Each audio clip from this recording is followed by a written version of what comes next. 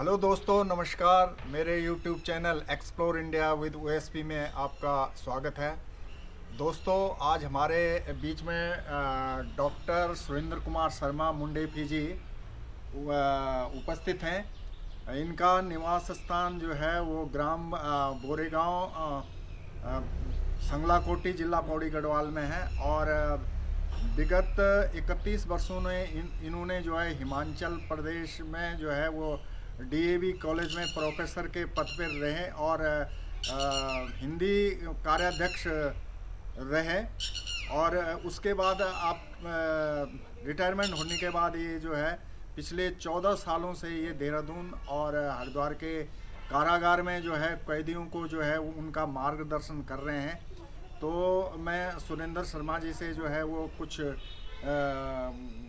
पूछना चाह रहा हूँ। कुछ जिज्ञासा है हमारे मन में कि आप जो है वो आपके मन में ये प्रेरणा कैसे उठी कि आप कैदियों का मार्गदर्शन करने के लिए, जबकि जेल में जाने के लिए तो लोग वैसे ही जो है वो थोड़ा सा कतराते हैं या वो झिझकते हैं कि भाई जेल में जाना है। तो आपके मन में ये कैदियों को मार्गदर्शन के लिए कैसी जिज्ञासा क्यों क्यों उठी? आप सबको मेरा नमन। पोखरियाल जी ने बहुत ही सुंदर प्रश्न किया है। हर व्यक्ति के मन में एक भूख होती है, जिज्ञासा होती है। मैंने लगभग 31 वर्ष तक डीएवी कॉलेज कांगड़ा हिमाचल प्रदेश में हिंदी विभागाध्यक्ष के रूप में कार्य किया।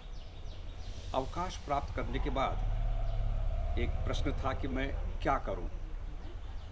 खाली पड़ा रहा तो जंक लग जाएगा, कुछ कर नहीं पाऊंगा और जीवन व्यर्थ हो जाएगा। तो पहले भी स्कूल कॉलेजों में नैतिक शिक्षा पर, चरित्र पर लेक्चर दिया करता था। लगभग 30-40 स्कूल कॉलेजों में मैंने लेक्चर दिया, लेकिन मुझे संतुष्टि नहीं हुई। मैंने कहा ऐसा स्थान देखा जाए जहां सबका भला हो सके। तो सबसे पहले मुझे प्रेरणा मिली किरण वेदी जी से, जो दिल्ली में है। तो मैंने सोचा कि जब वो जेल जा सकती हैं तो मैं जेल क्यों नहीं जा सकता। तो आपका तो क्षेत्र जो है वो किरण बेदी जी का तो डिपार्टमेंट, चलो आईपीएस और वो थी, वो उस समय पुलिस अध्यक्ष थे। तो आपका तो क्षेत्र बिल्कुल उनसे अलग था, आपका तो शिक्षा से संबंधित था। वो प्रश्न आपने किया शिक्षा, तो वहाँ भी मैंने लोगों को शिक्षित तो करना था। अपना चिंतन, अपनी सोच है, ठीक है। वैसे मेरी प्रबल इच्छा ये थी कि अवकाश प्राप्त करने के बाद गढ़वाल में जो नशा की प्रवृत्ति बहुत ज़्यादा है, हाँ। इसमें कोई काम करूं। एक इच्छा थी कि संन्यास लेकर के घर घर में जाऊं, लेकिन मुझे लगता है इसमें मुझे सफलता नहीं मिल पाएगी, क्योंकि नशे के संस्कार इतने प्रबल हो चुके हैं कि उनको दूर करना बड़ा कठिन था। तो फिर मैंने सोचा कि स्कूल कॉलेजों में लेक्चर दिया जाए। तो मैं लगभग 30-40 स्कूल कॉलेज हरिद्वार, देहरादून के वहाँ नैतिकता पर लोगों का मार्गदर्शन करता रहा, विद्यार्थियों को जीवन को उद्धार करने के प्रयास करता रहा। तो फिर मेरे मन के अंदर आया, एक बार इच्छा हुई कि मैं क्यों ना जेल में जाऊं। किरण वेदी से मैंने प्रेरणा प्राप्त की और एक दिन मैं जेल के लिए चल पड़ा। तो जेल में जब आप गए तो जेल में किसी के थ्रू गए या मतलब कैसे आप जेल के अंदर जो किसी ना किसी उससे तो गए होंगे, किसी माध्यम से, कि अदरवाइज तो कैसे पता चलेगा? जेल में तो किसी को जाने नहीं देते। बिल्कुल, ये प्रश्न ऐसा है कि एक के बाद एक जिज्ञासा प्रकट होती जाती है। आप जब मैं पूछूंगा फिर आपके प्रश्न करेंगे, अच्छी बात है। अब आपने सोचा कि मैं जेल के अंदर कैसे गया। जब मैं स्कूल कॉलेजों में नैतिक शिक्षा पर लेक्चर दिया करता था, तो कई बार वहाँ के प्रिंसिपल प्रशस्ति पत्र मुझे दिया करते थे। वो प्रशस्ति पत्र मेरे काम में आए। अब एक दिन मेरी मन में इच्छा कि चलो जेल जाके देखते हैं। तो जो मैंने प्रशस्ति पत्र रखे हुए थे, अब जेल के अंदर प्रवेश करना बहुत कठिन होता है। हाँ, दुर्ग जैसे होता ना, एक के बाद दूसरे तीसरे, कई तो 4 गेट होते हैं पार करने के लिए। तो मैं पहले गेट पर पहुंचा। अब उसने कहा कहाँ जा रहे हैं। मैंने कहा मैं कॉलेज में लेक्चरर था, प्रोफेसर था, और मैंने स्कूल कॉलेजों में लेक्चर दिया है और ये मेरे प्रमाण पत्र हैं। तो उन्हीं प्रमाण पत्रों के आधार पर मैं चाहता हूँ कि मैं जेल के अंदर भी कुछ काम करूँ, जो बंदी हैं उनको नया जीवन प्रदान करूं। तो जब आपने जेल में प्रवेश कर लिया तो आपको क्या वहाँ प्रेरणा मिली? जेल के अंदर आपने कैसा माहौल देखा, क्या देखा फर्स्ट टाइम जो पहला एक्सपीरियंस आपका रहा? पहला अनुभव बहुत ही रोमांचकारी रहा। अब मैं पहले गेट पर खड़ा था, पुलिस कर्मचारी को मुझ पर दया आ गई, उसने कहा चलो इतना दूर से आए तो क्यों ना जेलर साहब से मिला दिया जाए। तो उस समय जेलर साहब राउंड पर गए हुए थे। मैंने लगभग 5-10 मिनट इंतज़ार की और उसके बाद जब जेलर साहब आ गए तो पुलिसकर्मी ने उनसे कहा कि कोई आपसे मिलने आए हैं। तो जेलर साहब बहुत उदार थे, उन्होंने मुझे आने दिया। अब फिर उसके बाद मैं उनके ऑफिस में गया तो उन्होंने बहुत सत्कार किया, चाय वगैरह पिलाई, पूछा आप कहाँ से आए हैं, क्या आए हैं। मैंने उनको प्रमाण पत्र दे दिए। तो उन्हीं प्रमाण पत्रों से के आधार पर उन्होंने कहा कि अगर मैं आपको अभी कहूँ कि आप बंदियों को लेक्चर दें तो आप तैयार हो जाएंगे। मैं थोड़ा घबराया अचानक, और वो कैदी हत्यारे, चोर, डकैत, कैसा उनका व्यवहार होता है। तो मेरी अच्छी परीक्षा हो गई, मुंडा फंस गया कि मैं कहाँ फंस गया है। मुझे क्या पता कि अभी मना करता हूँ तब भी मुश्किल है। तो फिर मैंने कहा कि चलो ठीक है, मैं तैयार हूँ। तो फिर उसके बाद क्या हुआ कि उन्होंने क्या किया, एक कैदी को बुलाया। अच्छा। और एक कैदी को बुला करके बोला कि जो ऊपर हमारा ऑफिस है, कार्यालय है, वहाँ 20-25 कुर्सियाँ रखी हुई हैं, तो वहाँ सब कैदियों को बुलाओ। अच्छा। अब जिस कैदी को बुलाया गया तो बढ़िया कपड़े उसने पहने हुए थे, अप टू डेट लगता था। नहीं तो वो जेल के कपड़े थे या अपने पर्सनल? वो इस समय ऐसा होता है कि 2 प्रकार के कर्म जो परमानेंट होते हैं उनकी वेशभूषा होती है, लेकिन जो अच्छा। थोड़े समय के लिए आते हैं, अच्छा। जो अभी सिद्ध कैदी नहीं है, उनको साधारण उसने कुर्ता पैजामा पहना हुआ था। अच्छा। और बाद में पता चला कि ये भी टीचर है। तो मैंने कहा ये भी अपराधी है, क्योंकि इसने हत्या की है। अच्छा। तो मैंने कहा जहाँ एक टीचर है हत्यारा हो और वो उनको समझाना बड़ा मुश्किल होगा।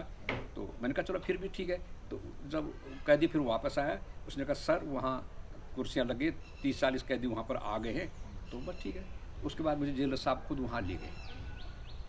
अब मैं पहली बार जेल के अंदर जा रहा हूँ, बड़ा डर भी लग रहा है, क्या बोलूँगा, कैसे कुछ होगा। तो फिर मैं एंटर किया तो उसके बाद जेलर साहब ने मेरा परिचय कराया, भई आए हैं जो कुछ भी है। अब उसके बाद सुनते रहे। अब मैं मन के अंदर सोचता रहा कि इनको मैं क्या पढ़ाऊँ। मुझे एक पिक्चर की याद आ गई, जिस पिक्चर में दिखाया गया था कि कैदी जो है जेलर को मार देते हैं। अच्छा। 2 आँख बाहर हाथ ऐसी कोई पिक्चर थी, वो देखी हुई थी। मैंने कहा ऐसा ना कि अब ये कुछ मेरे साथ में कुछ कर बैठे। तो जेलर साहब ने परिचय दिया और वो निकल के बाहर। अच्छा। अब बाहर से कर दिया दरवाज़ा बंद। और अब आपको डर डर लगने लग डर गया तो वही होगा कह रहा कि हूँ, अकेले में है, अकेले में क्या होगा, कहाँ फंस गया मैं। कहाँ फंस गया, वही तो मेरे सामने बड़ी विचित्र हुए, है ना। तो मुझे पिक्चर की याद आई कि मैंने कहा साहब ने कैसा व्यवहार, तो कोई मूँछों वाला, कोई कुछ तरह तरह के वेशभूषा। तो अब मैंने अपना परिचय दिया। फिर मैंने उनसे एक बात कही, मैंने कहा प्यारे साथियों, अगर किसी के हाथ में एक चाकू दे दिया जाए, अब जो समझदार है उस चाकू से फल काटेगा, सब्जी काटेगा, और जो मूर्ख व्यक्ति है उस चाकू से किसी का पेट फोड़ देगा। अब थोड़ा आपसे गलती हुई है, आपसे गलती हुई कि आपने इस बुद्धि के द्वारा सदुपयोग करने के बजाय आपने इस चाकू का मिसयूज कर दिया है, अपनी बुद्धि का दुरुपयोग है, इसलिए आपको यहाँ आना पड़ गया। अब मेरा उद्देश्य है कि आपको सुधारना, आपके अंदर नए जीवन को संचार करना, ये मेरा उद्देश्य होना चाहिए। तो पहली बार मैंने देखा कि जो बंदी थे वो थोड़ा उनका एहसास हुआ कि हमसे गलती हो गई है, बहुत दुखी थे। उन्होंने और तरह तरह के प्रश्न पूछे, मैंने उनका उत्तर दिया।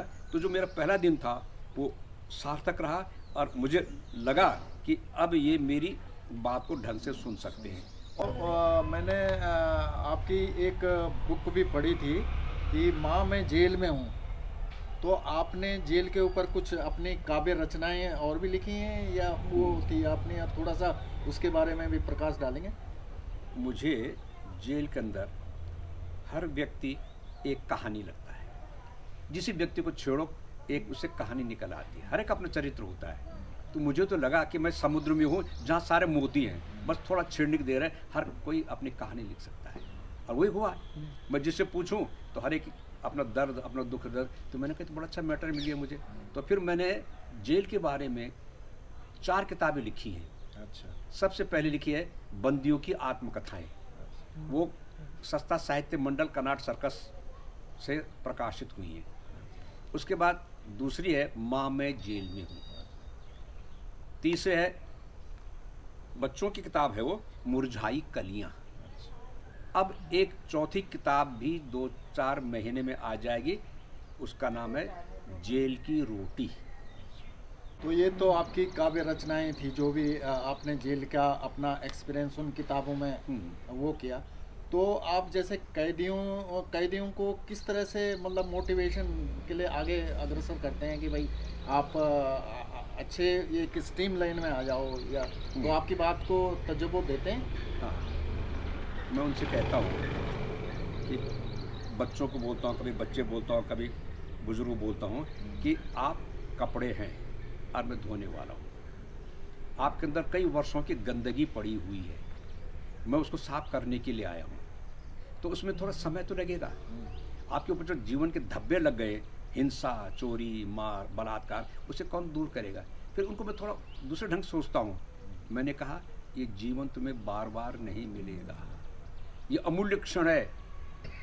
और उसमें उदाहरण के द्वारा समझाता हूँ कि जितना हो सके इस शरीर का उपयोग कर लो। कल्पना कीजिएगा आपकी अगर यहाँ अचानक मृत्यु हो जाए तो तुम साथ में लेकर के आज जाओगे। एक भी अच्छा कर्म नहीं किया तो इस पाप को लेकर तुम अगले जन्म में जाओगे, तुम्हारा ये जन्म बिगड़ गया और अगला जन्म भी बिगड़ गया। तो इस बात को सुनकर के उनके मन में एहसास होता है कि मैंने कहा तुमसे अपनी ज़िंदगी बर्बाद हो गई है, अभी भी अपने आप को संभाल लो। ये शरीर जो बहुत मुश्किल से मिलता है, मेहता पुण्य पुण्य ने क्रीतेयम कायनो त्वया, ये शरीर तुमने ईश्वर से खरीदा है पुण्य लेकर के। अगर इस शरीर को तुम गंवा बैठे तो फिर क्या होगा? ये शरीर दोबारा मिलने वाला नहीं है, फिर जन्मांतर कन 84 लाख योनों में भटकते रहोगे। इसलिए तुम क्या करो, इस जीवन को सुधार लो। डॉक्टर साहब, जेलों में कौन कौन से तरह के कैदी रहते हैं? मतलब किस तरह के कैदी रहते हैं? वहाँ जेल के अंदर हर प्रकार के कैदी होते हैं, उसमें हत्यारे भी हैं, चोर भी है, डाकू भी है, सब प्रकार के हैं। लेकिन मेरा अपना अनुभव ये है कि लगभग 80% ऐसे लोगों के जिनको फंसाया गया है, जो अपराधी नहीं होते हैं। अच्छा। और उनको जेल में रहते हैं। मैं आपको उदाहरण दे रहा हूँ कैसे होता है। कल्पना कीजिए किसी के घर में किसी की हत्या हो जाती है। अब वहाँ पुलिस वाले पूछते हैं कि भाई ये बताओ कि तुम्हें किस पर शक है, जिसके घर में हत्या हुई है। तो क्या कर देता है कि उसके जो 10-15 साल में किसी दुश्मनी सबके नाम गिना देगा, ये भी है, ये भी है, ये भी है। अब अगर उसका किसी 10 साल पहले किसी झगड़ा हुआ था, उसने कहा बड़ा अच्छा मौका है, बस उसको सीधे उसका नाम भी लिखा देगा और उसको भी हत्यारा माना जाता है। जबकि हत्या तो किसी एक व्यक्ति ने की है, लेकिन वो 10 व्यक्ति हत्यारे हो जाते हैं। ऐसे बहुत सारे केस होते हैं कि सर मैं तो उस दिन था ही नहीं, मैं तो निकल गया था, लेकिन मेरा नाम लिखा दिया गया, अब मैं 10 साल से जेल के अंदर सड़ रहा हूँ, मेरी पत्नी परेशान है, बच्चे परेशान हैं। इस प्रकार जो जेल की ज़िंदगी है बहुत मार्मिक होती है। बस तो डॉक्टर साहब, धन्यवाद आपका कि आपने हमें जो है वो इतनी बढ़िया जानकारी जेल के बारे में दी कि आप एक समाज का जो है वो पुण्य काम कर रहे हैं। और मैं अपने दर्शकों को ये भी बताना चाहता हूँ कि डॉक्टर साहब जो है वो बहुत ही मतलब सरल स्वभाव के व्यक्तित्व के आदमी हैं। और इवन अभी तक ये जो है इन्होंने जो है वानप्रस्थ आश्रम हरिद्वार में ये रहते हैं। नित्य प्रति अपना जो है वो मंत्रोच्चारण के साथ आप योगा, प्राणायाम और ये जो आप हवन इत्यादि, कथा इत्यादि जो करते हैं, और भी जो है वो सबको जो है वो समाज में एक नई दिशा देते हैं। तो मैं आपका बहुत बहुत धन्यवाद करना चाहता हूं कि आपने अपना कीमती समय हमें दिया। तो दोस्तों, यह वीडियो आपको कैसा लगा, इसको लाइक करें, शेयर करें, और जो अभी चैनल में नए हैं उनसे अनुरोध है कि चैनल को एक बार ज़रूर सब्सक्राइब करें। मिलते हैं अगले वीडियो में, तब तक के लिए जय हिंद, जय भारत, धन्यवाद।